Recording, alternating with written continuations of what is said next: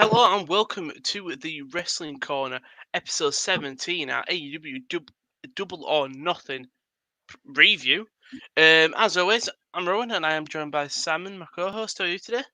Hello. Yeah, doing all right. The from quite good, wasn't it? Yeah, we're good. It was all right. It wasn't. We'll talk about it when we come there. I had a few little gripes, but we'll come on to a All right. few. Okay.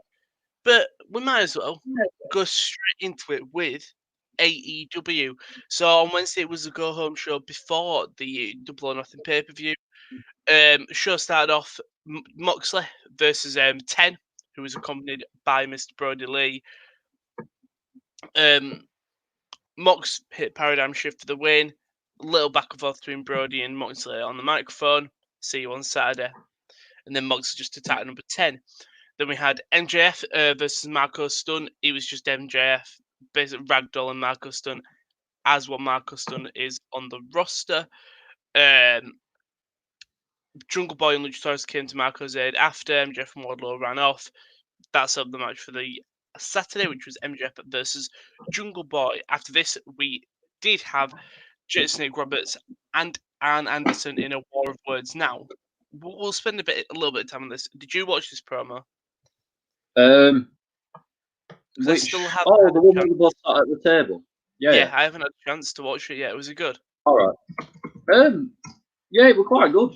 There's not too much to say. It was just, um, I feel like Jake the Snake Roberts just sort of goes out there and just sort of says whatever comes to his mind. But Arn Anderson were sort of held it together. Mm-hmm. And then when I think it was Jake flipped the table after Arn said like he's not afraid to hit a spine buster on Saturday night or something. Yeah, I'll It spam was just it, here. it was decent. Yeah, I suppose Nothing great. it Like just nothing builds for exceptional, but solid. it. Yeah. Then we did have Pac actually appeared on his screen appeared under AEW for a while, obviously not in person. It was via video message saying Riff basically hyping up his Triangular Dylan Muertes teammate, Ray Phoenix, who was obviously in the match, who was scheduled to be on the Saturday match. So there was a big brawl with, it was best Orange Cassidy versus Ray Phoenix in a one-on-one match. It was a match, blah, blah, blah. It basically just led to a multi-man brawl, which you normally get before a big ladder match. But what unfortunately what did happen during this was Ray Phoenix got injured. Have you seen how he got injured? Yeah. So I knew there were a couple of injuries going before I watched Dynamite. Mm-hmm. And I'd already seen the Ray Phoenix one, so I was looking out for it, and it was I'm not sure it was anyone's fault because everyone was there to catch him, but It was just the way unfortunate. Phoenix took off the ropes, he didn't get enough like distance. Mm-hmm. And they just Like couldn't he just move went forward up. quick enough. Yeah. Yeah, So it Phoenix it, got it injured. happened. It happened. Yeah, Phoenix got Not injured. major. I think Joey Janela was announced as his replacement, so we still had the Yeah, mystery entrant. After this, we did have sort of the next injury where it was Nyla Rose and Britt Baker versus Hikaru Shida and Chris Statlander, both women's matches happening on the pay-per-view on Saturday. I haven't seen Britt Baker's injury, but this basically, one made me win. what happened? So, Britt Baker's sat in the corner, and hang on, let me just think. I think Chris Statlander and Hikaru Shida Mm-hmm. had Nyla Rose up on the shoulders, and they were both going to hit like a Death Valley driver type thing onto Britt Baker in the corner. Yeah, So it'd be the same bump as someone taking like a cannonball. yeah. But either Britt, I don't think Britt was sat wrong, or like they didn't get enough distance when throwing Nyla, but instead of throwing her onto Britt's body, she came up short, so all of the impact came down on Britt's knee. Oh, And you can see straight away she just reaches for it, and then doctors are attending to her. But it doesn't look like she's got a cast on it or all, and she'll be back in about 2 months. So yeah. Tony Khan, so not really fortunate. No, I know they announced that she was going to make an appearance on tomorrow's Dynamite, a dressing injury. I think on Double or Nothing says she was out for 6 to 8 weeks. Right. So it's not a super long time, in fairness, for her to go. It's not ideal. It would have been a lot. Like they were fairly classic 6 to 9 months at first. So they were lucky. Nyla Rose took the win there, hyping up the match for Saturday.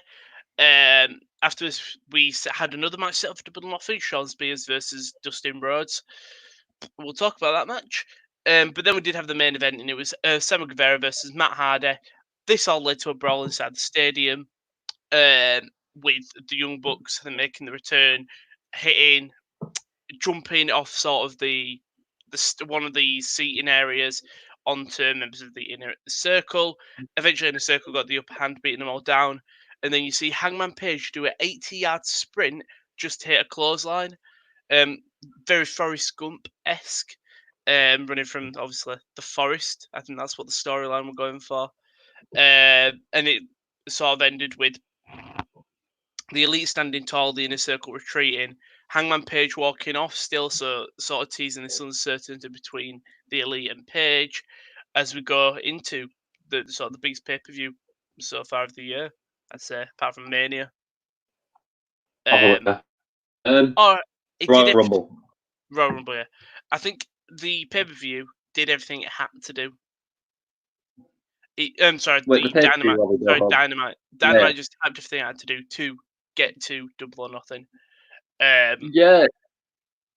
It was solid enough, wasn't it? It's the hour and a half of the week that I just watched with a smile on my face, just all the way through. Because there's something about it which is, you know, it's going to lead somewhere, or you hope it's going to. Yeah, like I've just got like complete confidence in just everything they do. Yeah, I love AEW. I'm just trying to load up the card. Where's Double or Nothing card? There is. I think we'll just go to Double or Nothing now. Might as well. Yeah. So the show opened up with the first match, which was the ladder match. No, well, if we're counting the buy-in, it was best friends. The one too much to say about the buy-in was there. It was just a standard match. Best friends being Private Party to become the new number one contender for the AEW Tag Team Championship. Okay, I suppose that's quite decent. Yeah, they've not been positioned in that role. I mean, they've been featured quite a bit on Dynamite, picking up wins. So yeah, logical. Decent. But the main show started off, and it was that ladder match. So Darby Allin, Colt Cabana, Orange Cassidy, Joey Janela, Scorpio Sky, Kip Sabian, and Frankie Kazarian and Luchasaurus, with obviously the mystery entrant. And I quite liked the way they did this. It was a mix between a Rumble and obviously a gauntlet ladder match. So every 2 minutes, they had the 2 minutes on the screen, a new guy would come out and sort of thingy. So the first two were SCU, and that sort of led into the match of them two being like, well, we're mates, but we obviously both want this.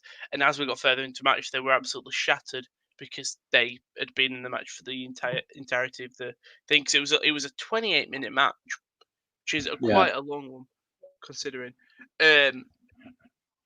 So some really good match for me. I enjoyed it. 2 minutes starts kind of this mystery opponent. Music hits and Taz walks out, and then also on the Titantron it's like playing a thing, and it just comes up with Brian Cage from Impact. So yeah, so it's the opening of the theme, one of the Who Can Stop the Path of Cage, and it's Taz saying it, which was cool. So Cage comes in and sort of the couple of big spots. So Darby Allin being a psychopath, jumping off the skateboard onto a ladder after Frankie Kazarian rolled away. Brian Cage being trapped under everything, and the big chip, which I like, actually using the scenery. It's putting the big chip on Brian Cage, trapping him under. Blah blah blah. The match happens, and then I think Sky might be going up the thing, or Janela, and all of a sudden this big pile lifts up. It's Brian Cage lifting out of this just mess of just stuff. Yeah, rising from sort of his grave, under the chip, the barricades, the ladder. Not the ladders, but like, was there a ladder? There was a ladder, chairs, and the chip, I think. And Then yeah, I went can't. horrible He Darby Allin.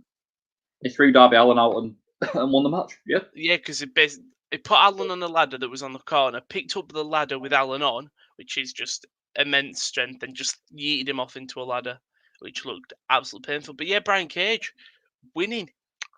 What do you think about that? With sort of Cage Um, being the mystery and then winning.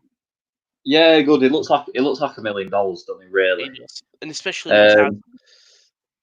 Like with every addition AEW makes, I think because they keep adding people, but they don't get rid of anyone. And I don't Yeah. want the roster to get crowded, but after Tony Khan said that he wanted Brian Cage from the start, but he'd been out injured for quite a while. Well, apparently they signed him in January, and they've been Yeah, paying. They've been paying him while he's been injured.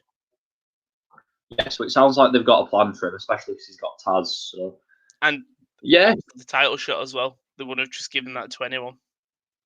it's good to have like a lot. I don't know. A lot of people seem to think as AEW of as sort not like the small flippy guys, but I don't. They're building quite the roster of sort of Very diverse, and on both things, big you've got guys. Nyla Rose, the big woman, who is scary. You've got sort of Yuriho, who is this very plucky underdog, small baby face. Then you've also got the main roster with like Marco Stunt, Jungle Boy. Then you've got Pena with a Luchasaurus. There's Brody Lee, there's Lance Brody Archer. Lee, Wardlow, hmm Brian Cage.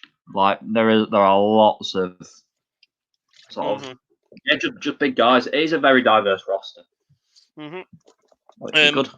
Then we had MJF defeating Jungle Boy in again another not long match, but a match that felt a lot longer. Well, it was really good though. It was. It was two young guys proving why the two are the best on the roster, really. MJF being very cocky with the things, Jungle Boy sort of being nimble, putting in different pins, MJF reversing it with a different kind of pin. Yeah, go. Jungle Boy was really good in the spot. He's been pretty much spot on since he got to AEW, but there's just something there for me which just doesn't connect, and I don't know what it is. But I just found myself just watching MJF for the entire match. Yeah, I think you've got him with a good group. You've got him with Luchasaurus, Oh yeah, big guy, but who can talk like well. You've got Marco Stunt, who is funny and a good underdog again, which you want. And I think he could sort of find it because I wouldn't say he's the best promo. I can't really think of a Jungle Boy Jungle Boy. promo really. Yeah, Yeah, he doesn't talk too much. but it's sort of, that's suppose his character. He does it all in the ring. He's got the other guys who talk. But It works. it was spot on basically. And then did MJF sort of win it with? Did he get a thumb to the eye before And I sort of think that doing that roll up type pin? I can't quite yeah, remember. it was a thumb to the eye. One roll up, but Jungle Boy reversed it immediately, and then MJF sort of did a strange like leverage pin with the holding of the tights. Oh yeah. The Not the one rest thing of I've taken away from the past week is MJF is really good at selling. it. For all he's on top, as soon as someone gets in a little bit of offense, he really sells it, and I like just hear that he's so good. He's only and He's only and 24. that's so important because you can't just have it one way and just beat people down. Do you know what I mean? Like once if someone gets a little bit of offense in on you, then you've got to make it mean something. I think MJF's been really good at that. Yeah, it's meant. I was just looking at his page. Like 2015, he started training, which is just Yeah. weird. How old's Penelope Ford? Penelope Ford's 27. It was just because one of MJ's first match was against MJ. So I'm good. I got distracted. But we did have next one. We did have the TNT. I'm right. Yeah, we have the TNT tournament final. Cody versus Lance Archer with Mike Tyson presenting the belt. Mike Tyson, who was laughing at the babyface getting beaten up, who yawned just during the match, and the cameras cut Yeah, to that him, was a bit unfortunate. who just got in the ring and then immediately left practically after he gave the belt. He is on Dynamite though. What do you think about this match? What do you think about the match? I wasn't expecting Cody to win, but as soon as it happened, I went, yeah, of course Cody wins. Mm-hmm. Not in a bad way, just because like Cody's the perfect guy for TNT, so the face of the company, the guy who can do all the media and press conferences, and sometimes the good guy just does have to win. And I don't think this sort of knocks Lance Archer down the card. Oh no, definitely not. I think Lance Archer will come up with a vengeance. I hope he doesn't go for the belt for a while, and he just goes a tear of the roster actually, but no jobbers anymore, like taking out like Jungle Boy, even Luchasaurus. I'm trying to think, Jimmy Havoc, like people who have actually wrestled on the show, Yeah. not just jobbers. I don't really know what Mike Tyson added to it, apart from taking his shirt off and scaring away Jake the Snake. I think maybe just that, I suppose. Possibly I mean, legitimacy, I guess, but yeah. It'd be interesting to see how many sort of non-wrestling fans he brought in. I doubt he would have brought much. No, I don't think he would. In an arena, I think he might have done, but maybe clicks like people who go in Mike Tyson, AEW, or people just searching Mike Tyson and AEW is the first thing that pops up. I mean, I'm not sure Mike Tyson promoted it on his social medias. Like, I don't know. I don't follow him. But if Mike Tyson's not mentioned it to like his following, then like most people just wouldn't know. No, I know, but he's on Dynamite, so we might see this week. There. Yeah, he's on Dynamite this week. All right, okay. No, he didn't promote it on his Twitter. No, he didn't, did he? He promoted his podcast though, so you listen. Paul Dude. Paul Dude. Yeah, I think Cody's the right answer. Like you said, he can do all the media when we come back to proper full-time media. Lance Archer doesn't feel worse off it. He feels like he's still going to tear, and nothing would feel which is amazing, really. Mm-hmm. The fact that he's lost nothing in defeat. Mm-hmm. After this, we had sort of two practically squash matches. So Britt Baker was obviously injured, so Penelope Ford stepped in against Chris Statlander. Chris Statlander beat her quite convincingly in 5 minutes. Was it only 5 minutes? 5 Penelope minutes Ford was really good. Penelope Ford is great. I think she could be sort of not your next sort of the heel, but in a faction. So maybe keeps it. Unfortunately, I don't think Kip Sabian how it can go for any titles currently, but she is slowly becoming quite favourable in the roster for me in terms of the women's one. Yeah, she's got star power. I mean, I think Kip has star power as well. I think they're really, really well matched, and neither outshines the other. But no. Yeah, Penelope Ford really sort of stepped up to the plate when she wasn't expecting to be doing all the cards. So. Yeah, Statlander hit the Big Bang Theory for the win. Then we did have sort of not a schedule match, but Sean Spears comes out dressed in a suit and everything and says, Dustin's not here, he can't wrestle. They play his music, he didn't come out. Sean Spears gets sort of cocky. He tells the ref to count. Dustin's music starts playing. He goes, oh, no, I only told you to play it once. Dustin appears out the camp behind the camera, attacks him, and then just decimates Sean Spears for 3 minutes. There's been a very sort of mild outrage at this on Twitter. Look, AEW pride themselves on having something for everyone, and this filled the comedy spot. It wasn't particularly long. It wasn't offensive. Did I like it? No, but I don't really care. Yeah, I think it's just a shame that it's happened to Sean Spears. I reckon Sean Spears is all right with it. Yeah, I mean, it probably should have happened. I get what you mean. Like, if they were gonna, if this was the plan, they probably shouldn't have had Sean Spears built up that big to like when he was facing Cody last year. Mm-hmm. But yeah, I suppose they never know. But then we did have the women's match, which was Hikaru Shida defeating Nyla Rose. And now this match was great for me. I thought it dragged. I'm not a fan of no DQ matches just in general. It doesn't really matter who it is. I like it when there's a very clear dynamic of babyface and heel. Right. Okay. This had it for me. It were only a 16-minute match. Love Wikipedia. Love that they've got the times. But yeah, I think correct result. I think Nyla Rose was getting stale. again, it's sort of a Oh, one-sided that's thing where hard. She's barely been on TV. exactly. Well, that's I think her fault. true, but I think Nyla Rose sort of can have the one-sided effect where her domination doesn't seem in threat just because she lost because it was a no DQ. Like it all led to something. Yeah. AEW have got all babyface champions now, haven't they? Cody, Young Bucks, Bucks are champs. who's the tag team champs? Omega and Page. Of course, yeah, Omega and Page, Cody, And Moxley, Kirishida. That's all of them, innit? yeah, they got all faces. Oh, well. So I mean, I don't really know what point I was making, but like, It's all them faces, it's isn't it? yeah, I Should guess have seen this it coming. there's got to be a pay per view where like it's just really heel heavy. Yeah. The next pay per view is, I think, All Out in September 5th. Yeah. That's what they So I'm said. guessing that's another behind the scenes. Not behind the scenes, Well, but obviously no crowd. they say All In, but like they've got Fighter Fest in like 2 months. Oh, that was the saddest thing though. When in the media call or after, when it was Tony Khan said, yeah, we're going to have Fighter Fest in England, but obviously because of all the pandemic, it's not happening. But he said there will be one in England.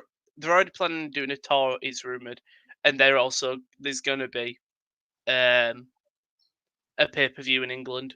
So at least we're going to get one. Yeah, I would have tried to go to Fighter Fest, and I still maintain that I'm going to try and go to whatever event it is. I'm definitely going to try and go to one if they come to England for sure, because I think it's something that if you don't go one year, the next year it could just not happen, and you're going to feel like an absolute prick. I don't think they're going to do like they might do house shows, but they're not going to do it to the extent where like WWE come to Leeds twice a year. Do you know what I mean? So I feel like when you get given a chance, you've got to take it. So yeah, I'll be there. I think it'd be like house showing, like Newcastle, then Leeds, then Manchester, then like Birmingham, and then a big Fighter Fest in London. Yeah, quite possible. They can sell out a state. They could probably sell out Fulham, I'd say. I think in a Craven Cottage, yeah, of course they will. Definitely. Eventually they will. Yeah. But hopefully we'll see one in the UK in the future. But going back to Double or Nothing, we had our co-main event, sort of a final one that was taking place in a wrestling. Well, not even in the Daly's place. It was John Moxley versus Brody Lee. John Moxley picking up the win. What did you think of the finish? In terms of the going through the stage and then Moxley. I wasn't interested in the match really, and then which is that's on me because like it was a really good match. I think that's just down to me not being particularly invested. But as soon as I was in, I thought I was real. Then Mox came up, and then Brody Lee came up, but Brody Lee was sort of busted up on his head. Mox hit the paradigm shift. Brody Lee kicked out at 1. And I audibly went like, "Oh!" Like I was surprised, but it also worked because like the adrenaline was just like so much. Yeah, like he's just been put through the stage. When he kicks out, it's not making the finish look big. He's like, oh, he's like raged up. That's what really sort of I think will protect Brody Lee coming out of it. The fact that he kicked out at 1. Apart from Jake Hager hitting the ankle, the Hager lock or whatever after Mox hit that paradigm shift, like no one, I don't think anyone's kicked out of 1. Rear naked choke, and that was the win. I was a bit surprised the fact he won by submission. I mean, I like mixing it up, cool, but I just thought Mox would have hit a few paradigm shifts just to hammer it home, but that's not a problem. That's just me fantasy booking in my own head. I did think it was sort of a bit of a dead finish of you've just had the cool spot, you've had the kick out at 1, and then and then Mox, I think for me, Mox should have just immediately gone paradigm shift, blood straight on the mat, 1, 2, 3.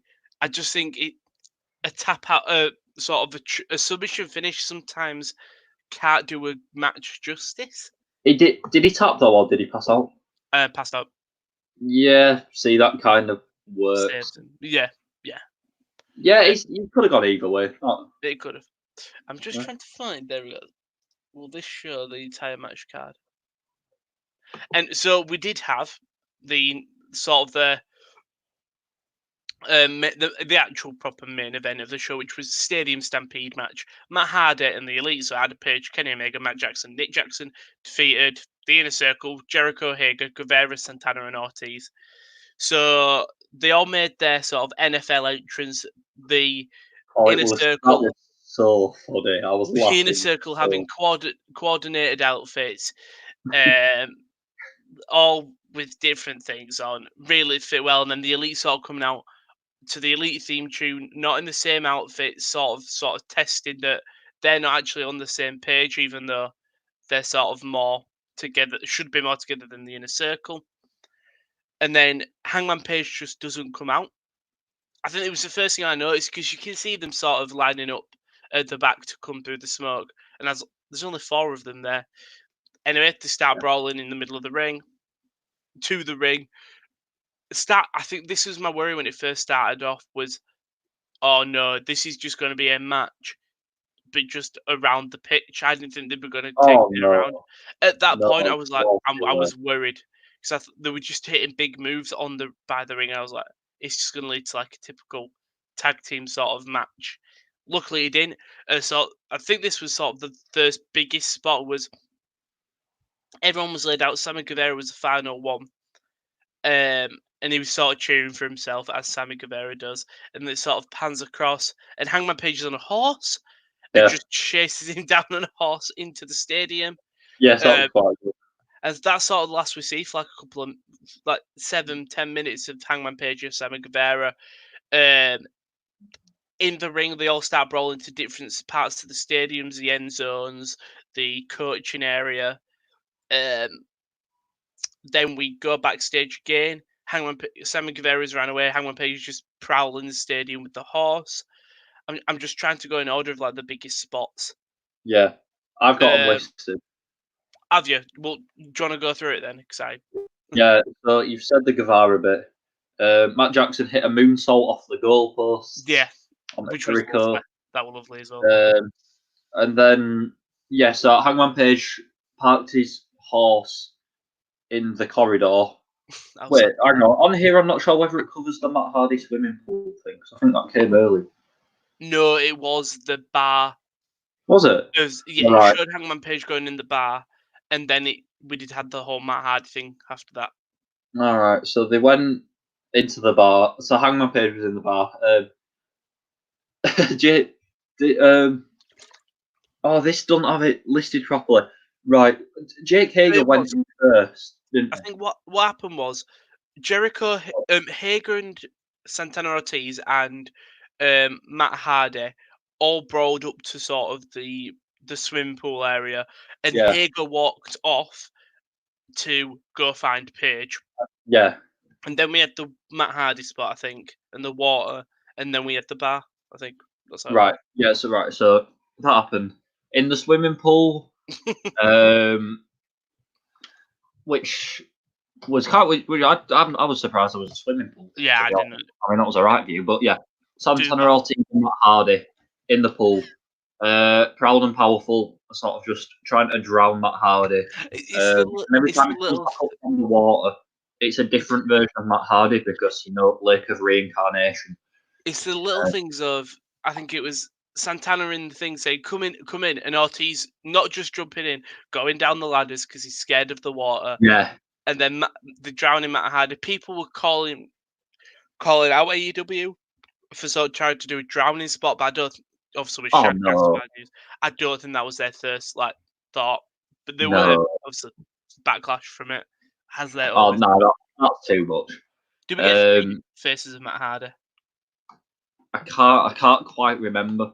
The next bit I liked the most was after sort of Matt Hardy's fought them off in the swimming pool. There's this massive bell just next to it, and Matt Hardy rings it as loud as he can. Yeah, in Ortiz's ears.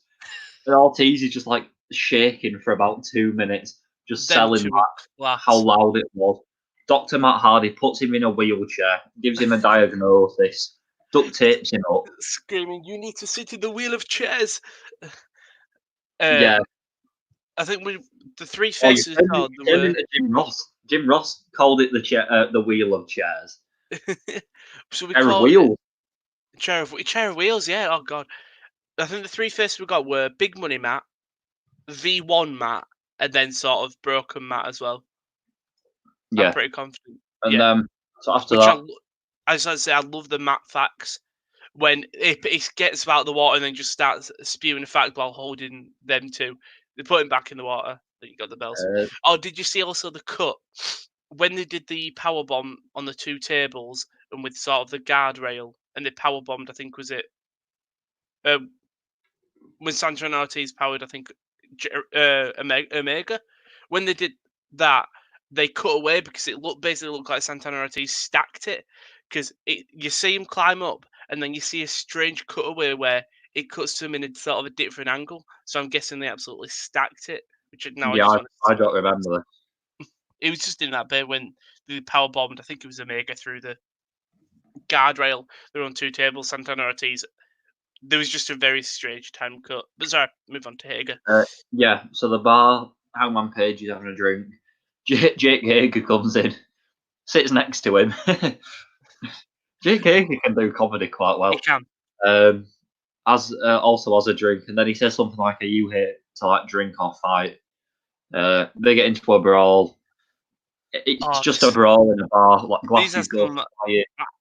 I hated the pool table spot of like I think you were a spine buster or something onto the pool table, and for Uh, some reason that ran through me. I don't know why. all right, no, yeah, and Kenny Omega joined in at one point. They were both bottling. Jake Hager. Hager sort of fought them, shook off the bottles. It was just carnage. It was just a typical bar fight that suits Mhm. Hangman Page. I think one thing I did love in the match it was taking people out when you didn't realize Santana Ortiz got took out by Hardy, Hager got took out by Omega and Page because Omega hit the knee, and then the buckshot lariat over the bar. That took Hager out the match, which I just really Yeah. liked. Um, Yeah. at this point, it was relatively funny, but after this, for me, is when it just kicked into another gear. Yeah. Like Which this was the funniest 5 minutes. So it started off by cutting down to the pitch with Jericho and Nick Jackson. Chris Jericho hits the Judas effect on the Jaguars mascot, which yeah. I laughed so loud. It was all And then just like for your NFL fans. Like there were so yeah, many NFL references in there. it cuts to Matt Jackson hitting the locomotion Northern Light suplexes on Sammy Guevara, and you think, right, fair enough, that's cool. Cut back to Jericho, who had a near fall on Nick Jackson. And It's outlet two. Cut back to Guevara and Jackson. the other, Matt. Is it Matt Jackson? One of them. Yeah, Matt. And the locomotion suplexes are still going, and Guevara's on the 50-yard line. Yeah. Cut back to Jericho. After challenging the play, Yeah, Aubrey Edwards is like, no. he wants to challenge the call. Him and Aubrey Edwards go into the replay booth. I don't know American football. Yeah, that's how the people do. And the video shows that the shoulder was up at 2. Jericho just mouths off at Aubrey Edwards, cuts back to Jackson and Guevara. He's about to touch him. He's about to score a touchdown with Guevara. Northern Light suplexing for 100 yards. Jackson gets up, starts doing a celebration, and then it's a reference to an old WWE wrestler who had a right, stupid. Because they said the name, and I had to Google the name, and it's an old WWE guy who danced in his gimmick, and it was horrible dancing. Bryce Remsburg books him for excessive celebration. Gets super kicked, and then that brought an end to that little sequence. But that stretch was just, it was comedy. It was so. So that took Jericho out of the match because he had everything done to him at that point. Yeah. Oh no, it didn't. Yeah, it did. No. Jericho. Yeah, because that's when one of the Young Bucks actually met up and they put Jericho on a table. Matt, I think, ran up to the stairs, ran down, leaped off the stand, or through a table. That Yeah. took Jericho out of the match. And then this is your picture is the final bit that led up to the. Oh, So you're well, left with one in a circle member, aren't you? you had the bit of where Guevara fought, because everyone had just wiped everyone out. Guevara thought he'd won.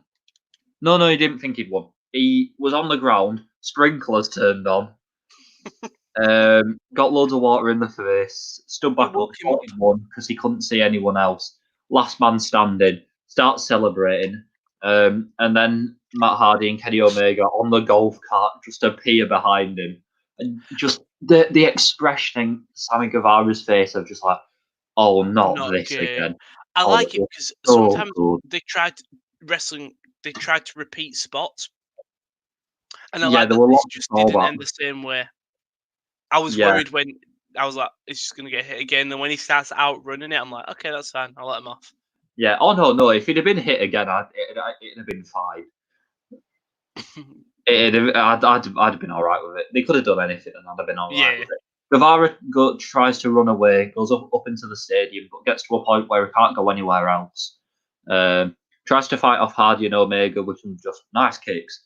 But Neo won Matt Hardy's new draw, distracted Sammy Guevara. Kenny Omega joined him on like this platform and hit a one-winged angel that dropped about 15 feet through like a wooden platform. Yeah, it was like the typical platforms used for stunts, but even it's padded, you still think, "Oh fucking hell!" Like that just looks like it hurts. Yeah, there's no way you can sort of gimmick that. I imagine you just got to take it. It was the angle on being the elite which made it worse to me because they were being elite with, I think it must have been Brandon Cutler was shooting it just behind the main cam, and you actually just see how high it is without the zoom, and regardless of what's underneath, yeah, it was a big drop.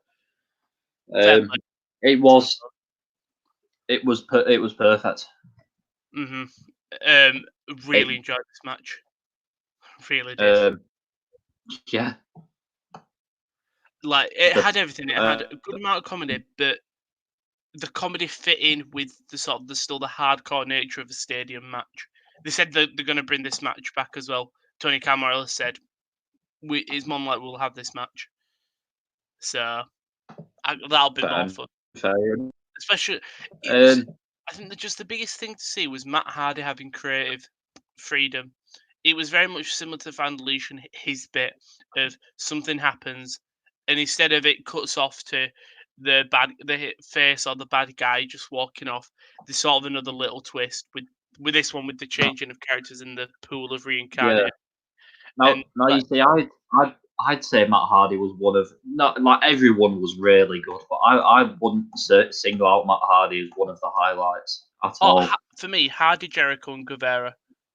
Right. See, I'd just limit it to Jericho and Guevara and whoever was suplexing Guevara. Matt Jackson. It was just that segment, just. I think you can see. I could see it coming, obviously, when it first happened. But I just like the interspersed it with Jericho and Nick just having a battle of NFL. Like I'm sure you had Nick putting Jericho's face in the fan, him throwing balls at him, hitting him, throwing him in the mascot like thing, then into the mascot. Like for me, it was perfect. It was a very good match. When you see what Dave Meltzer gives it, it will be very interesting for me. No. Personally. What would you give sort of the pay-per-view out of 5? Because I'm gonna have to give it a 4 3/4.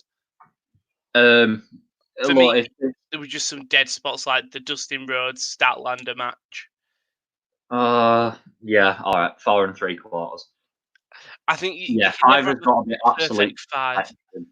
Yeah, like they've had close to 5, but yeah, it was a bit difficult because my internet kept lagging. So like in the Stadium Stampede match, it buffered every 30 seconds. What were you watching on? Fight TV. Yeah, same. I was watching Adam Patricia of Colaholic when I was doing it, and his stream was buffering, but mine was fine. I didn't have Yeah. any buffering problems. Well, I didn't watch it live. Ah, right. I I watched it watched. afterwards. Yeah.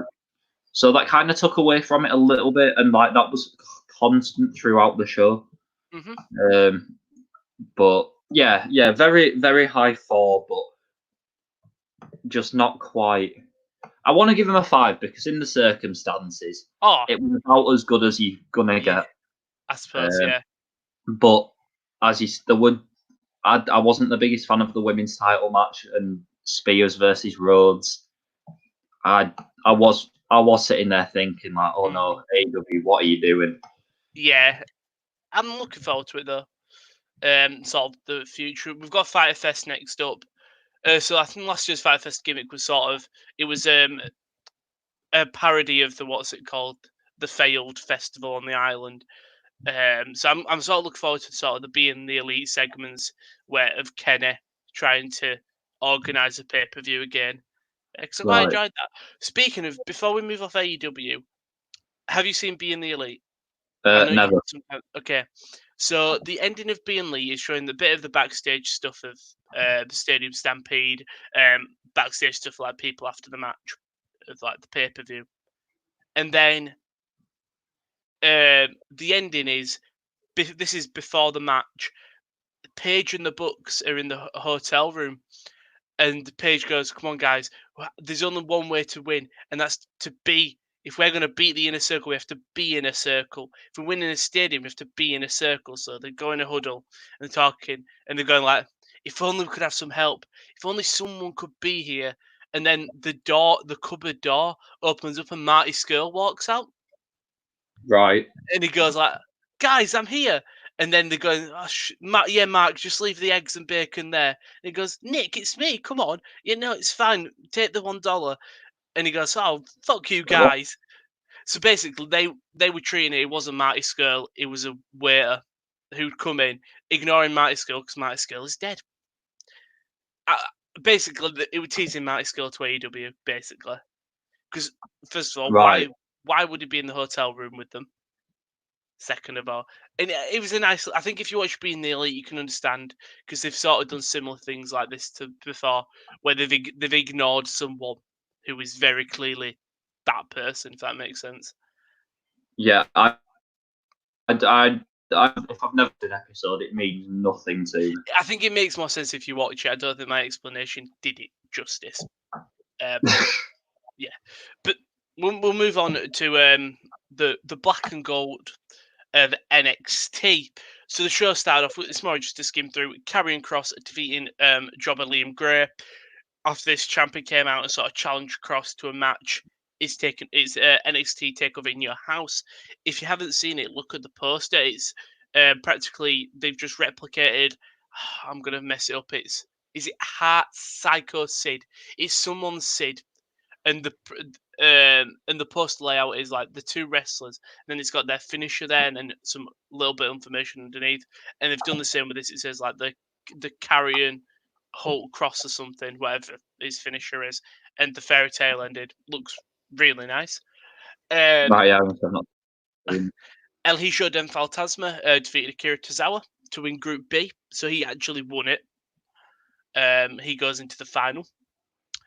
Mia Yim defeated Santana Garrett after the match, interrupted by Candice LeRae and Johnny Gargano. Keith Lee came out to make the save for Mia Yim. Yeah, that's probably your next feud of the tag teams. Not the tag teams, but sort of building up Johnny and Candice's heel character. Then you had your boy, Dexter Lumis, losing to Roddy Strong. So basically, Roddy Strong made it so that he sent the era. Well,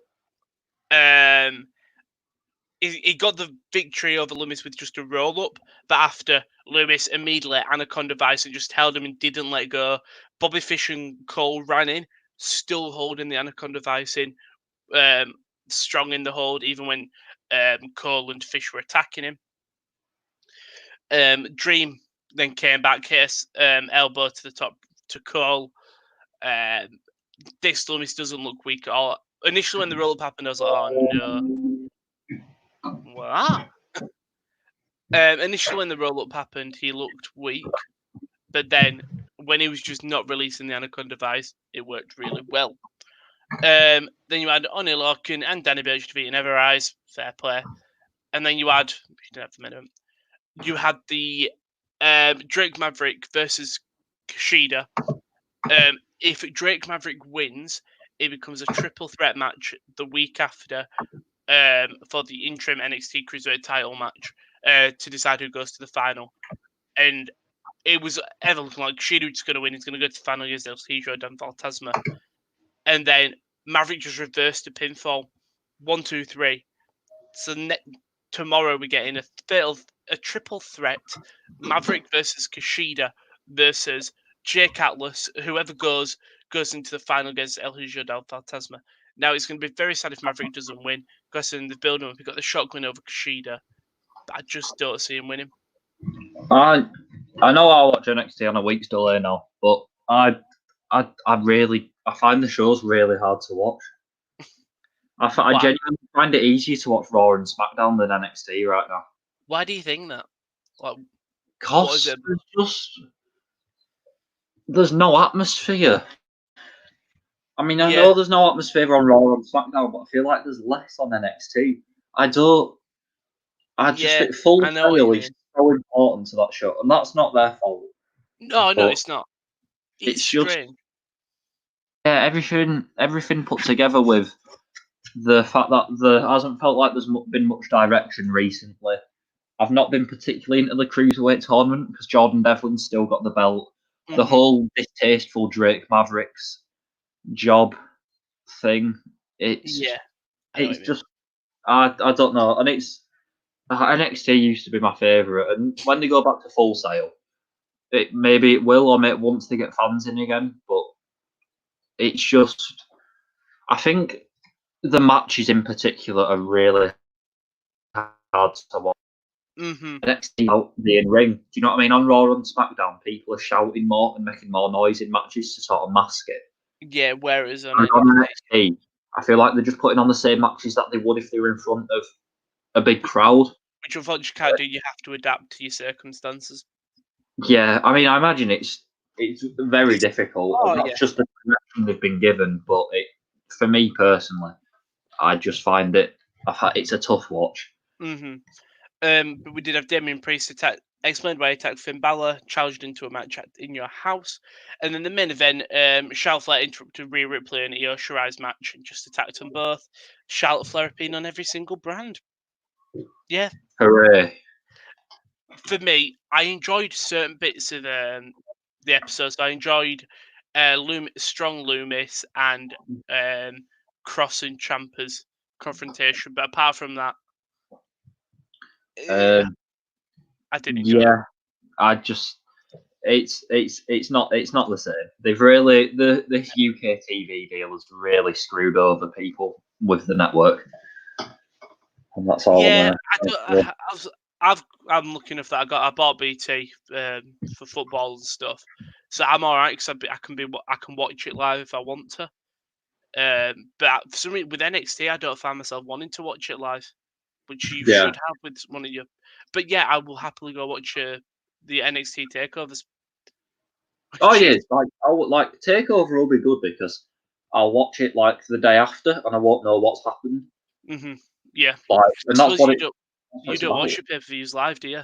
No, I've only ever stayed up to watch 2 pay-per-views. SummerSlam 2017. Just because I wanted to say I'd done it, and Mania this year, just out of pure intrigue. I always watch them all live. It's for me, because normally I never will find myself wanting to watch pay-per-view after it's not on for some reason. Because I normally just find the spoils and I'm like, well, who matters? I just wake up next morning, don't turn the phone on. That's smart. But we'll go to SmackDown now. So the first match was Strowman versus Miz. This sort of came around. We had Miz TV. Miz TV was all right. John Morrison's really funny. Morrison's great. And Morrison basically goes, Miz will fight you. He'll go for you. And Miz is just looking at Morrison like, what the fuck are you doing? I Yeah. don't want to wrestle Braun Strowman, but Morrison gets his wish with Miz just being dispatched by Strowman. Miz and Morrison are great. After the match, Miz is just strung up on the ropes. Strowman's leaving, and Morrison goes, at Backlash, it's going to be a 2-on-1 handicap match.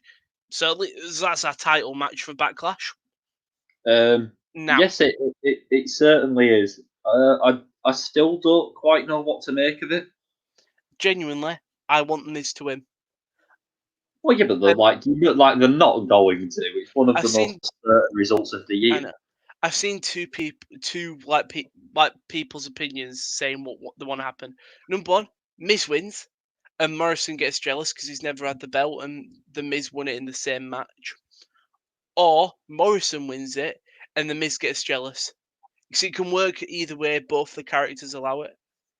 I sort of like Miz to win, and then Morrison gets jealous because I prefer Morrison as babyface. Yeah, I'm not even speculating because for me, Braun wins in about 10 minutes. When is Backlash? When is Backlash? June the 14th, I think. Is that a Sunday? Backlash 2020. It's a Sunday. Yeah, 14th of June. Yeah. Hang on. Right. After this, though, we had Styles versus Nakamura, and I don't know why people get themselves excited because they're two of the best wrestlers.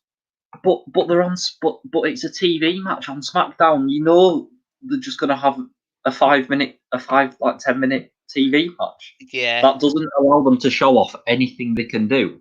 Like it's literally the same match that anyone in like NXT or on Raw could have. That's the thing in WWE. Everyone wrestles the same style. I don't get it, mate. I wasn't excited when they had their original WrestleMania match, and I had watched the Wrestle Kingdom fight, but I just knew they weren't gonna. It wasn't gonna come near it. Yeah, I think it's a problem where it's a problem with WWE that they don't allow like that. Like everyone wrestles the same match. These two could have the matches of the years, and they probably would if they I'm were. not expecting them to have it on an irrelevant SmackDown, but yeah, like they could. That's the premise, and they could maybe like. See, if this was on Dynamite, they wouldn't have the match of the year, but they tease just enough to leave you thinking, "Oh, that was good. I wonder what they could do on pay-per-view on a bigger stage." But whereas on here there's none of that. Yeah. Apart from that, AJ Styles picked up the win. AJ's great. I say both of them are great. Right, I've got a problem. Go on. Is it the champion v champion match? No. Oh. It's the fact that AJ Styles has been traded to SmackDown. Fine, but what of Raw? Why would Raw agree for future considerations? Oh, that's such a lame excuse. The problem is, all they had to say was, Raw got Alexa Bliss and Nikki Cross. Yeah, from what that was what I was going to bring up next. So all SmackDown all they could have said was because Bliss and Cross, it was 2 picks, went to Raw. SmackDown have been able to trade the 1 pick for AJ Styles. That's what it should have been. Or just give him like Baron Corbin or something. Like make it. Yeah, but it's a fair trade. They're on the same level on the card. Yeah. Like just especially because Corbin had been on Raw. Like just they could do so much with this, and they don't make it make any sense. I think it's just a thing of for future considerations. Like we just know that nothing's happening with that. Then basically just we've moved into SmackDown now. Don't hassle us about it because future considerations. Oh, it's awful. Yeah. But then we did have champion versus champion match. Bayley defeating Charlotte Flair. Charlotte Flair getting on another show. Again, I don't care for me. I hated this. Right. Why when Charlotte Flair takes any offense does she just smile and laugh it off? And when she's a champion, why when she gets pinned in a big champion versus champion match by Bayley, who won it legally, should we add? Did she? holding the rope for leverage. Yeah. Why is her first reaction to laugh and not to sell any of the defeat? It undermines everything and everyone she faces, and it is. Oh, it just like It's no more wonder I don't care. Because why should I care? Because if Yeah. she doesn't care, why would I? I know. What And you I'm mean. like, probably like shit. Like, I don't know whether she's doing that off her own back or whether her creative direction is to just laugh it off. But something needs to change. Yeah. I just don't think she should be on every show. Fair play, put her on Raw. She's on the Raw brand. Fair play, put her on NXT because she is the NXT champion. But don't Didn't have we her on establish she's not SmackDown. on the Raw brand though? No, she's on the Raw. She's a Raw roster member. She's got a bit. No, we had a look on the thing. She was NXT. We had a look. No. Yeah, exactly. Just put her on the brand that she's on, and if she's the champion, put her on that as well. We'll move on. Dolph Ziggler and Sonya Deville defeated Otis and Mandy Rose. Right. This got things back on track. First of all, Sonya's Who'd have thought it? I rant about Styles and Nakamura, Alien Charlotte, but it's Otis. Dolph It's Otis and Mandy Rose that get me on back on track. Yeah, again, just typical tag team match. One more can Yeah, decent one. There wasn't too much to say, but I was surprised. I was kind of surprised Ziggler and Deville picked up the win, but it keeps it interesting. And what a surprise! This feud has been kept interesting because it's been well thought out, and I believe this has been booked out long term. Like they're not doing this week to week. So what a surprise! Planning pays off. Who'd have thought it? Now, was this the main event? Jeff Hardy versus Sheamus. Yeah. Jeff Hardy picking up the win with a roll up against Sheamus for a crafty win, which now leaves the bracket, if I'm correct, Corbin versus Styles. Right. No Corbin. Elias beat him. Elias versus Hardy and Styles versus. It's going to be it's Elias versus Styles and Daniel Bryan versus Jeff Hardy. Bryan. Sorry, I forgot about Bryan. Yeah, like this, it was an alright match. Like it happened. I don't know why it made Sheamus look so just inept. Again, we say this, but it's just it's happened. Right? Like there's nothing that's engaging, unfortunately. No, there ain't. Like I don't know. Like after all these weeks of giving Sheamus the build up and the squash matches, and like, oh guys, look, Sheamus is back. Like the locker room better be on notice. And then he gets swanton by Jeff Hardy one week and beaten by a roll up the next, and it's just why? Wow, it's everything I've said earlier. Yeah, well, I think we'll just move on to Raw because I think they're getting a bit boring, and I actually quite enjoyed Raw. Have you heard the news from today though that Matt Riddle might be moving? Pardon, you're lagging. Yes, I have. Have you also heard the news that Drew Gulak reportedly resigned? Yeah. Well, when he left, apparently there was no like bad blood, and he said he was willing to re-sign with them. I think that's the thing. Yeah. The contract it's not a big saga like the revival. Yeah, like the contracts run out and they've had to announce it, and they've probably just been going back and forth saying, right, what do you want and stuff like that. So yeah, good job because he was actually quite decent in WWE as Bryan's sort of coach. And if he resigns, he'll probably go back. I sort of hope Bryan gets to the final without Gulak, then Gulak comes and helps him in the final because it's sort of a bigger match. So I think that probably gives him enough time to be on TV. 2 weeks, 3 weeks. Yeah. But we'll go into Monday Night Raw. The show kicked off with the KO show, where Charlotte Flair, Nia Jax, and Natalya all crash Asuka's interview. This was setting up a match, obviously, later in the evening. The match later in the evening was Natalya, Charlotte Flair, and Nia Jax. Whoever won is the number one contender and will face Asuka at Backlash. Yeah, this was dead, wasn't it? Nia Jax doesn't cut promos; she just talks. For me, genuinely, this could have been the four. Apart from Charlotte Flair, because she's good, and Asuka, these could have been the worst people to have in a promo segment. Right, Natalya isn't that bad of a promo. I know. It's the same thing. It's the same thing every time. Who's the other one? Charlotte. Oh yeah, I don't like Charlotte's promo. I don't mind Charlotte sometimes. They're very repetitive, but she sort of can convey them differently. Asuka's great, and then Nia is boring. Yeah, pretty It's the much. best way to describe them all. So I really wasn't looking forward to the match later on. But a match I was looking forward to, Apollo Crews versus Andrade for the United States Championship. Now, what a shock this was. Not a shock, but it could have been predicted. But Apollo Crews, he's won his first championship. The United States picked it up with standing moonsault, / shooting star press combination to win the title. He had a really nice promo afterwards as well. He's good. He is good. This promo, I'm not sure what they've got planned. This should be a character sort of. It's not really even a personality. Like before we complain that he had no personality, this isn't it. But he should just be a good wrestler. And now there's a champion. I hope that he can sort of build his character up a bit more. So Apollo Crews has been there since April 2015. So he's been there over 5 years. Mm-hmm. And this is his first title. So, he's put people a lot longer. Wow, he was only in NXT for a year. Yeah, he weren't in there for long. He wrestled 2 takeovers and then moved. Right, okay. Sort of this was also setting up some tension between Selena Vega and Andrade after Andrade collided with Vega on the outside. And it sort of led up to later on as well with Garza watching as well and making comments about Andrade, saying it was like sex. Yeah, I didn't see that bit, but I really wish. I saw it on Twitter. Yeah. Then we had the Iconics coming out for a promo, and I thought they were going to break up.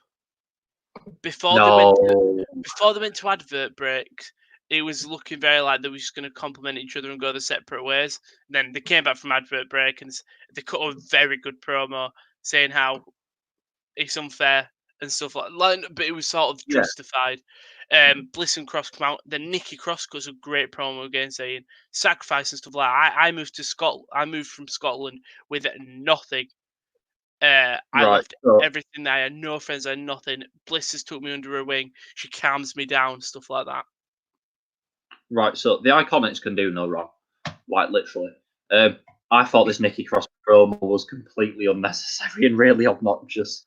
Oh, I know what you mean, but it makes sense because it was just a normal like segment on Raw, and like it wasn't even heated or intense. And then she just gave the promo of a lifetime, and it just felt really off and out of place. And it was like no one asked. Oh, I felt the opposite. I thought it was in place. Iconics were dissing them, saying like, "Oh, look, we've actually made sacrifices and stuff. You haven't." Then Cross sort of taking offense and standing up for herself. Alexa Bliss didn't have to do anything. She didn't need to say anything in this promo because Cross. It was all about sort of Nikki Cross and her sacrifice. I'm clearly in the minority, but I know where I stand. I did like it though. It seemed to be a lot on this Raw. Then we did have the VIP lounge where McIntyre comes out immediately, throws everything away. Lashley comes out. Drew just claymores MVP. Lashley just stays away. Stays away from Drew. Gets MVP. MVP's holding his jaw for the whole thing. Not much more to say. No. Then we did have it wasn't the next installment. We had Angel Garza beating Kevin Owens, which I like. Yeah, go on, Angel Garza. Great result.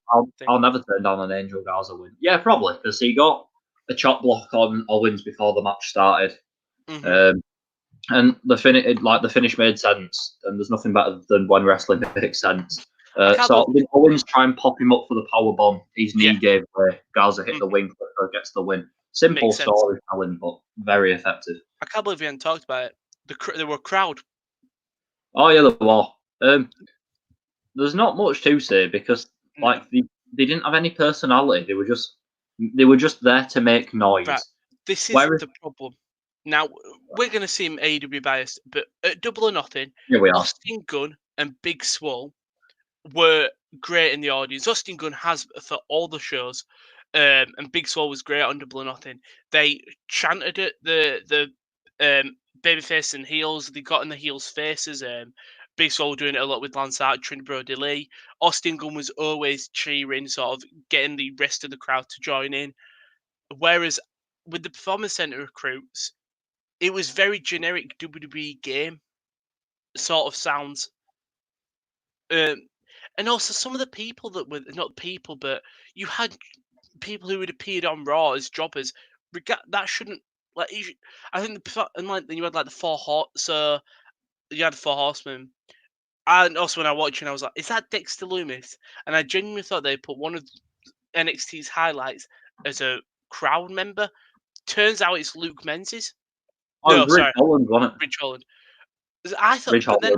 but then I went, I thought he was in the UK because he's been on NXT. I thought he moved to NXT UK because he's the guy from. Yeah, He's from Halifax. From where I'm he from. is. I've wrestled on the same show as him. Have you? Ah. Yeah. Technically, you can say you're practically being on Raw.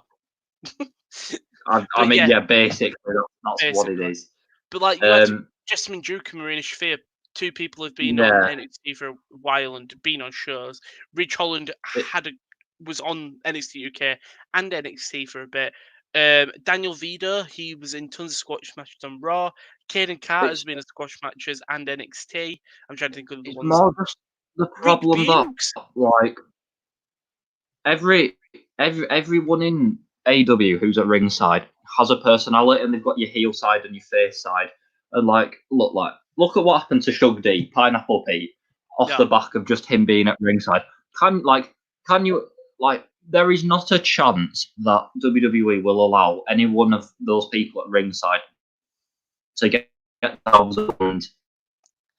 No, I think that is a problem. Like I said, separating the brawl later on. Like, but apart from that, there's people, even like people who've been on the show for AEW, like Colt Cabana, he was in the match, but he's been in the crowd before. Even SCU, they don't feel out of place. Whereas I think these Performance Center recruits felt out of place.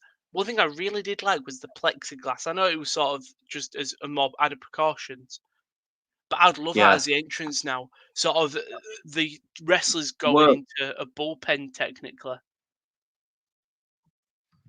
And so I'm ragging on WWE, but at the end of the day, it did give the show more personality, and like having people there is better than having no one there. The only reason we're picking on it is because AEW do it better. Yeah. Also, I didn't get them why they were standing up. The standing up was very weird. Because then it was very the crowd stand up and they rarely sat down. But yeah. But we'll move on. Yes, let's move on because to the best segment. So we came to the latest issue of that anything you can do, we can do better. That is what it's called. It's Street Profits versus the Viking Raiders. This week it was golf. So they're initially on the lot, on like a proper 18-hole golf. Street Profits quite decent at golf. The Viking Raiders are not. They throw in the golf cues. They're eating turkey legs, and sort of messing up the thing. So they get kicked off that. They go play mini golf. It was very like Happy Gilmore. They had sort of stuff like that. And then they reveal the points, and Street Profits go. And the Viking Raiders are on 144, and they're all cheering. And Street Profits like they're on 28. The Viking Raiders are dumb because they think they've won. Yeah, that was the latest segment. It was mini golf. Didn't they like pull out and then they started pulling out? Out of the hole. The golf hole was then like Mary Poppins bags. They just pulled different stuff out. Eventually got a turkey leg. The Gator wanted the turkey leg, but the Viking Raider wanted to prove that he could be better than the Gator. We had another segment where they were calling Ivar Hot and Eric Knott, or which way it was. I mean, that must be like an in joke because I don't get it. But it is quite funny. I'd say Rose the better looking out of them. Is it Rose? Maybe that's the joke. I don't get it. But next week we're getting they announced what it was. Bowling. What do you which mean, I'm guessing bowling? Bowling. Yeah. which I'm guessing the Viking Raiders are going to win. That sets them up at 2-2. Then at Backlash, we have a blow-off match, maybe. If this is the build to the Backlash match, then it's the best build they've got currently got going. It's genuinely one of the only feuds that I'm interested in now. It's not a feud though, is it? Like, I mean, it is, but it isn't. It's a friendly feud. Yeah. Then we did have a tag team match, which was Murphy and Austin Theory making his debut for the Messiah group, defeating Alistair Black and Humberto Carrillo. So Theory picks up the win after hitting the Humberto Carrillo with the ATL. Then after that, Theory and Murphy were attacking their opponents. Seth orchestrating it all. And then to get Carrillo, they hold him up to the same thing that they did to Ray. And Black was in the ring and he rolled in the chair and Seth just goes, throw it away, or the same thing happens. Black does it and went, now leave. And Black sort of just complies so Carrillo doesn't get hurt. I really like this. He's been my boy sort of since he signed with NXT, but Austin Theory looks like an absolute mega star. He's so much better served in this faction. Yeah, like it makes sense, and it makes everyone in the faction look good. Like Seth, he's got a new toy. He's playing with that. He's liking it more. Murphy is slowly just getting a bit more annoyed that he was the golden boy, and now that Austin Theory's come in, he's like, well, why aren't I getting the same treatment? This might be the best work of Seth Rollins' career. Ooh, better than the Authority? Way better than the Authority. I think this can be better than the Authority, Seth. Give it a couple more months. If this was in front of an arena, no doubt in my mind. At all. And there's so much. The same ring. There's so much mileage left in it. Mm-hmm. Like there's so much they can do with it, and it's just, yeah. It's so engaging. Like the character. Because Seth can just keep on recruiting, or Murphy could attack Theory, and instead of Seth just kicking him out, he could teach him why he's wrong, and Murphy gets punished for it, and then it sort of puts him in line.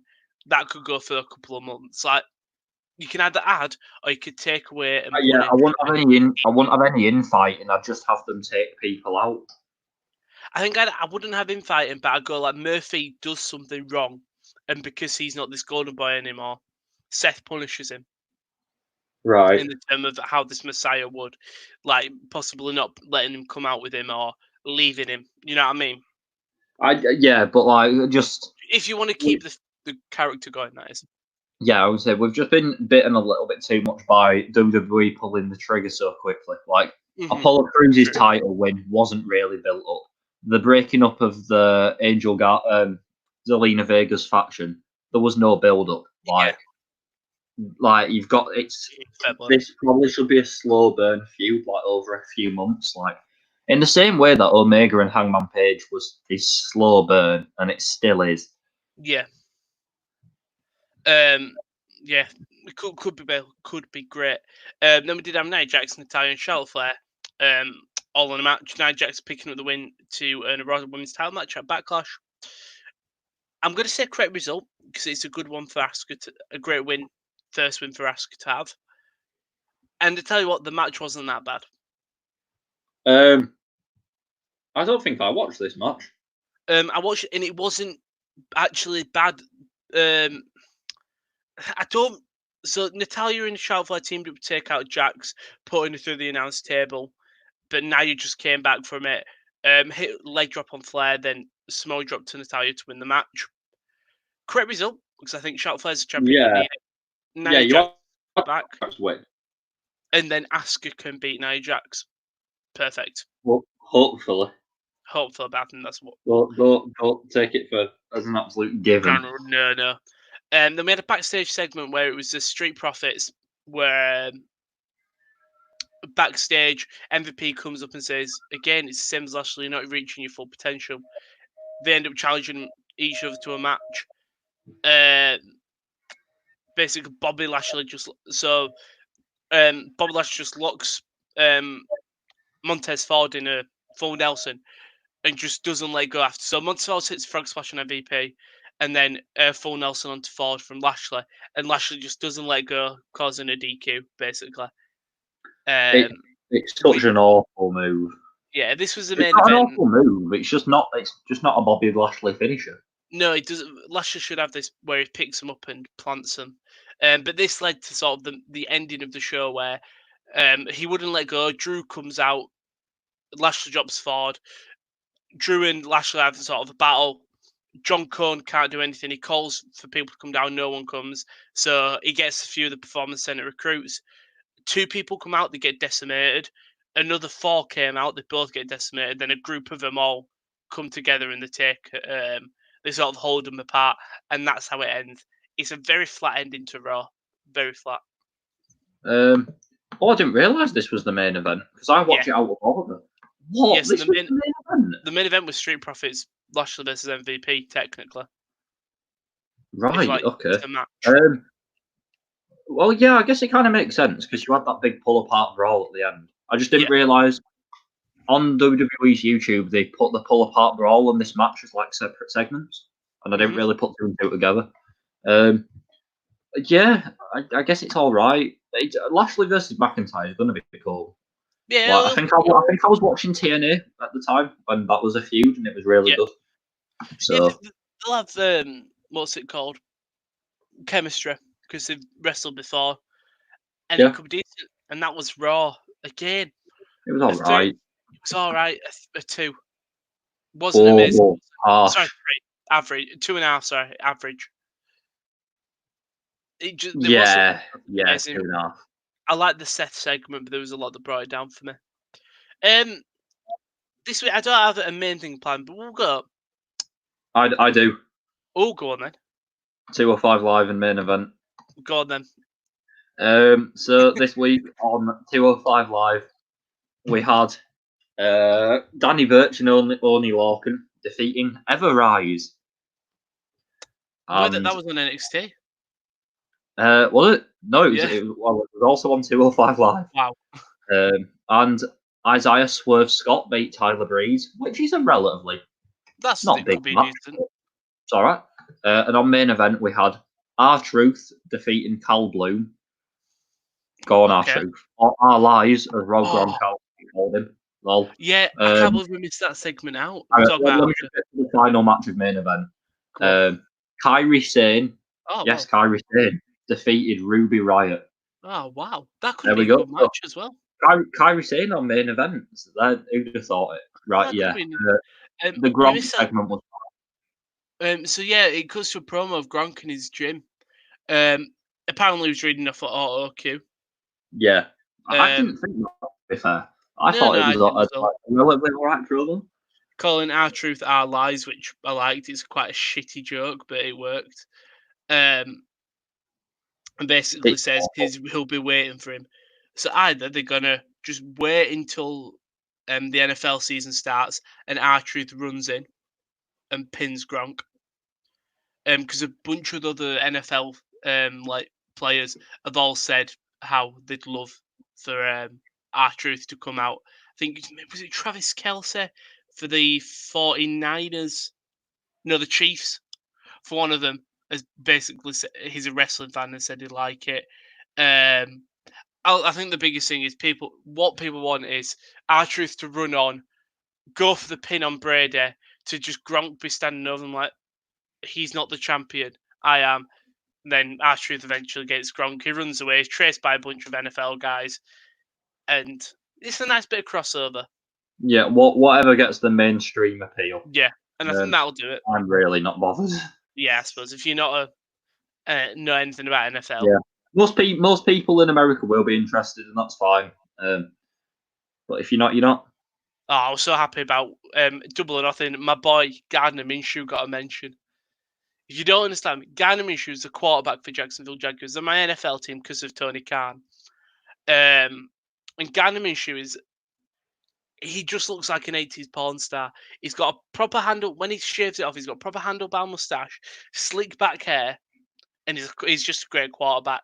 He's amazing. Did he look like Hanson Miro with his tash?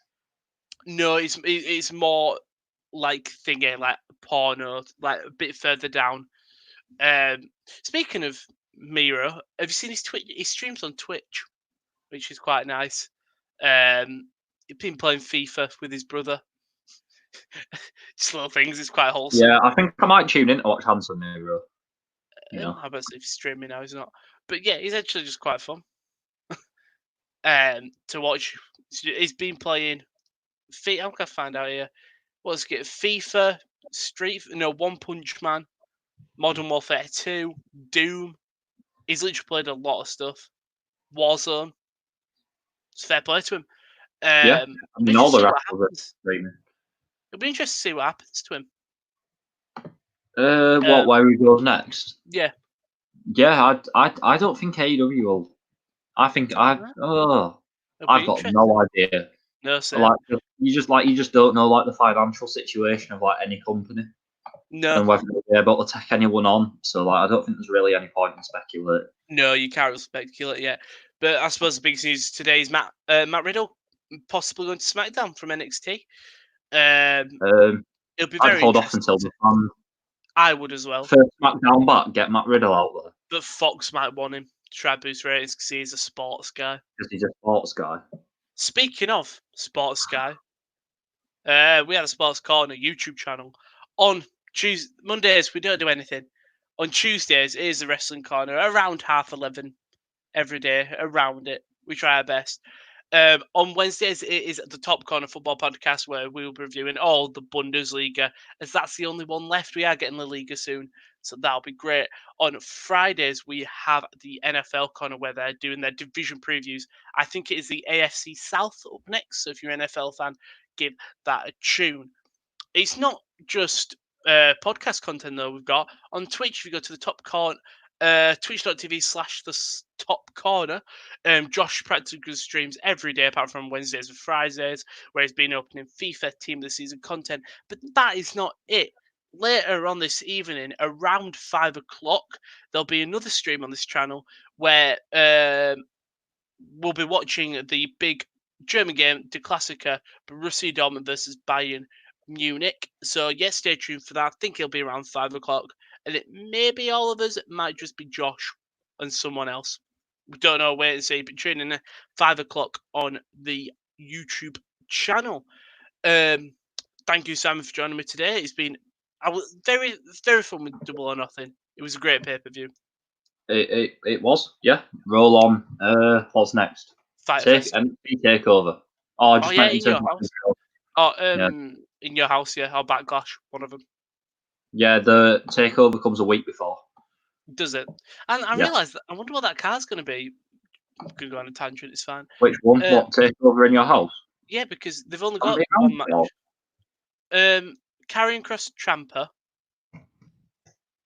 Is Mia and Keith Lee announced versus not as a singles match.